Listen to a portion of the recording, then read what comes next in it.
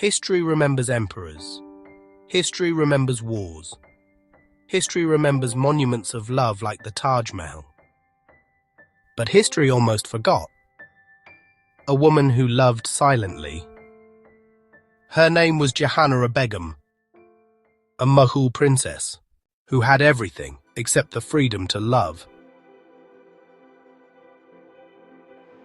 Jahanara Begum was born in 1614 to Emperor Shah Jahan and Empress Mumtaz Mughal. She was not an ordinary princess. She was intelligent. She was deeply sensitive. And she was her father's favorite child.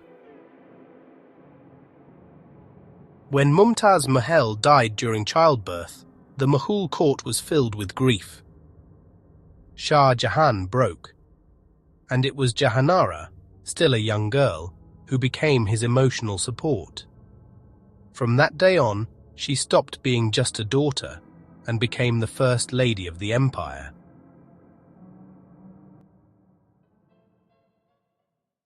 Jahanara controlled trade routes. She owned ships. She advised the emperor. She moved freely inside the palace, something very rare for women of her time. And yet, the most important decision of her life was never hers to make: marriage. Many powerful proposals came: kings, princes, nobles. But Jahanara refused, again and again. Why? History gives no clear answer, but whispers survived. Some historians believe Jahanara fell in love with a nobleman or poet from within the Mughal court. Someone intelligent, someone refined, someone unsuitable. Because love in royal bloodlines was never about the heart. It was about alliances, power, politics. And Jahanara knew one thing clearly: if she chose love, she would lose her father. If she chose rebellion, she would destroy the empire's dignity. So she chose silence.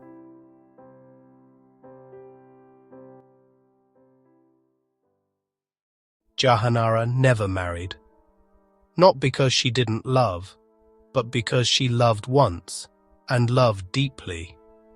She poured her emotions into poetry, Sufi spirituality, service writing. She even wrote books. In her words, you can feel longing, but never confession, as if she was protecting a secret even from history itself. Then came the War of Succession. Her brother Aurangzeb overthrew Shah Jahan and imprisoned him. Jahanara chose to stay with her aging, broken father inside captivity. She could have lived freely, she could have ruled, but she chose loyalty over comfort.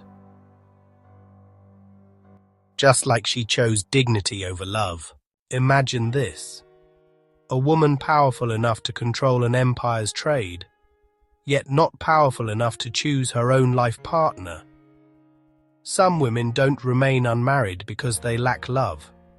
They remain unmarried because loving once was already too painful.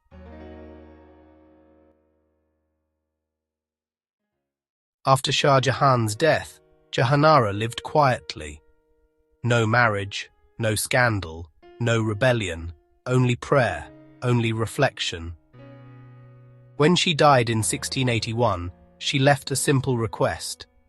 Her grave should be open to the sky, no grand monument, no walls, as if even in death, she refused to be confined.